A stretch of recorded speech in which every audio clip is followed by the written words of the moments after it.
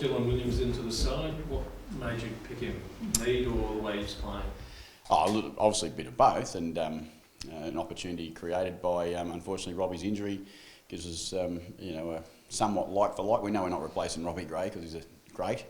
Dylan gets his opportunity off the back of some strong, solid form, and 6 goals is hard to argue that he doesn't deserve the opportunity. It's been a strong month for him after perhaps not being so clear on the radar at the start of the year. Yeah, no, it's been a really strong, 6 weeks to be fair. Dill's really been working hard, and great credit to his coaches, and particularly Chad, who've taken him under his wing and helped him through some challenges in developing his career. But as we say, harder you work, the luckier you get, and Dill's worked really hard for the last 6 weeks at least, and he gets his chance. So you put him in the 22, he doesn't become one of these contentious medical subs? No, he's in the 22, he'll play. I would never, well, I certainly don't think I'd ever do that to a player if I could avoid it.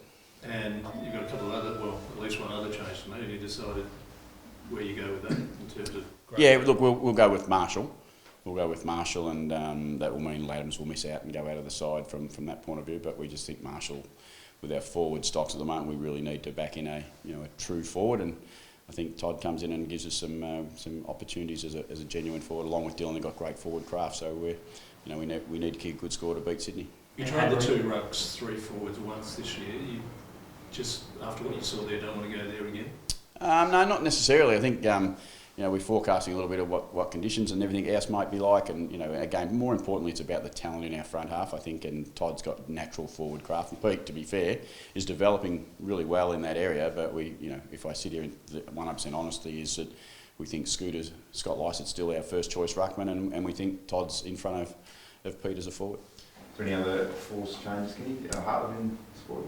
Yeah, Hartlett will play. Yeah, Hartlett will come into the side. He got an opportunity last week as a medical sub and did really well, so he'll come in and play. So he's in 22? Yes. Yep. You're asking me, well, I can't give them all to you because we haven't quite got it all done, but I'm trying to be as honest as I can. I know Todd's playing, I know Hammer's playing, and I certainly know Dylan's playing. Good result for Hamish after, I suppose, a tough little period away. Yeah, it was, and sometimes you get a little bit of luck, and I think he got a little bit of that last week because we worked really hard. He came in and was able to be the medical sub. Unfortunately for us, Robbie got injured early in the game and haven't got a chance to come on, and it just showed. I thought he looked like he had some freedom back in his game and football, and he played a pretty attacking game of footy for us. So hopefully he can transfer that against Sydney on the weekend. What's the week been like in terms of the doubt as to when the game would be played, where it would be played? Look, we were pretty confident all the way through the week it was going to be played in Adelaide. Now the time slot was always up for debate, and we were hopeful and confident that the SA Health would allow Sydney Swans to fly in and fly out. We now know what that is and we know what time that is, so we'll be ready to go.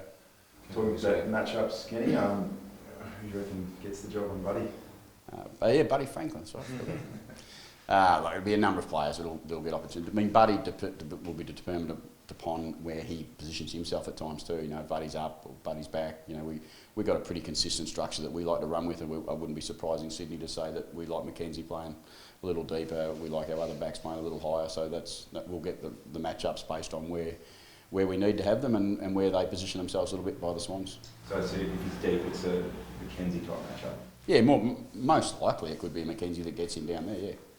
And obviously Aaliyah comes up against his former side. Do you pick his brain, or has Sydney changed too much?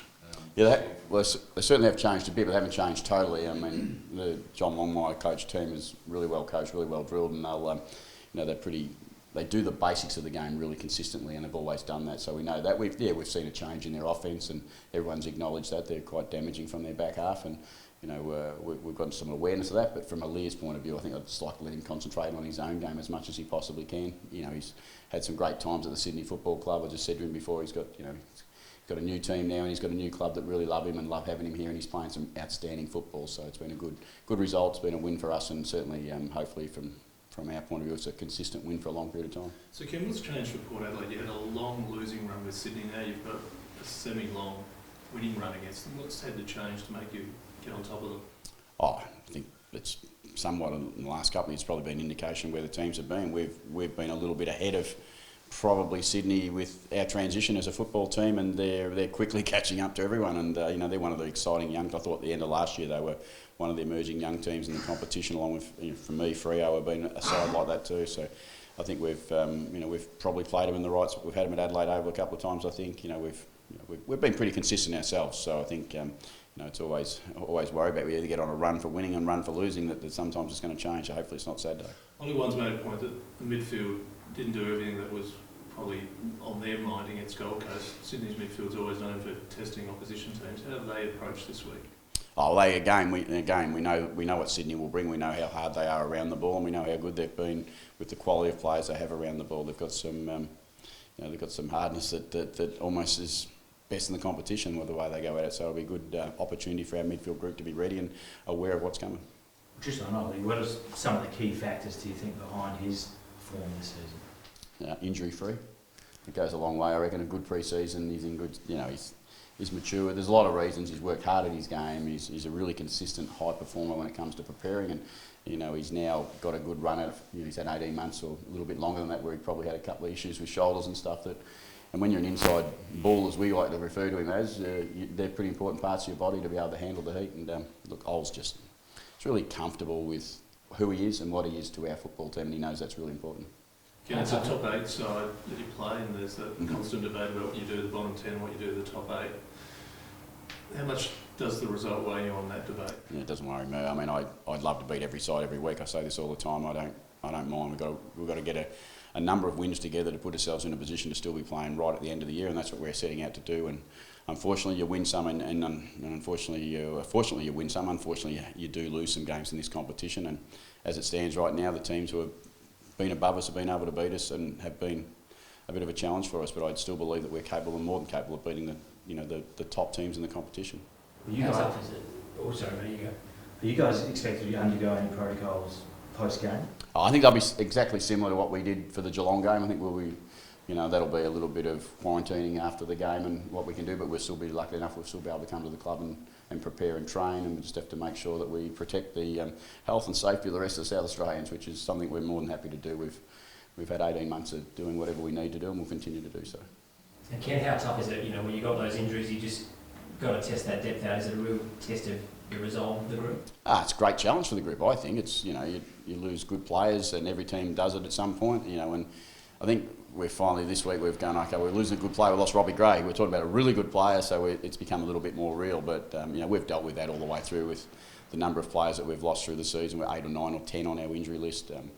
The only thing about that is that they're starting to all get a bit closer to coming back. So if we can get through that with the squad mentality we talked about back in January, February, we're really giving it a real run, and we know that we're going to have to give it a real run at some stage. And credit to the boys who've been able to keep getting the wins that we need. How far do you think you've tested your depth now? A fair way. More than you expected? No, I don't think so. More than you expect, because you never know in an AFL football season. But we've got. I think we've had 4 debutants. I think for the year now. So we've found some other players who can also come and help us play. We've tested most of the players who at the start of the year we thought at some stage could be more than capable of playing AFL football. So yeah, I think hopefully there's still some more opportunities for others to come. How was Robbins? How's he going? Got bad knee.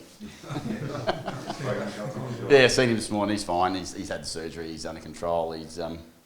Rob is always optimistic around what he can do and how powerful he is and how much he can heal and get back and go. And we jinxed him, didn't we, last week? We talked about his unbelievable run of 44 games in a row before injury, and someone got him a whack and he copped one. So Rob will get back really quick. Rob will be back, and Rob will have an impact in our season still in 2021, which will be significant.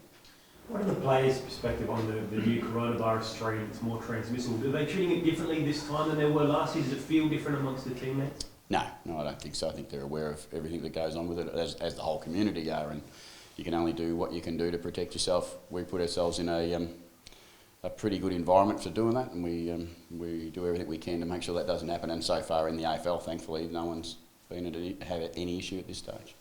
Ken, good to see Zach and Xavier out there doing a little bit with the main group today. How are they tracking, and Xavier in particular? Is he pretty close? Yeah, Xavier's very close. Xavier will be some chance maybe next week, and if not, if everything keeps going the way it is, definitely the week after. Zach, as I said, we're not going to put some sort of time frame on that. I watch him train and I go, well, he's nearly right to play, surely, but there's still some stuff that he's dealing with that he has to battle through, and at some stage, hopefully, a part of the depth question is that he'll get back and he'll be a part of the side in 21.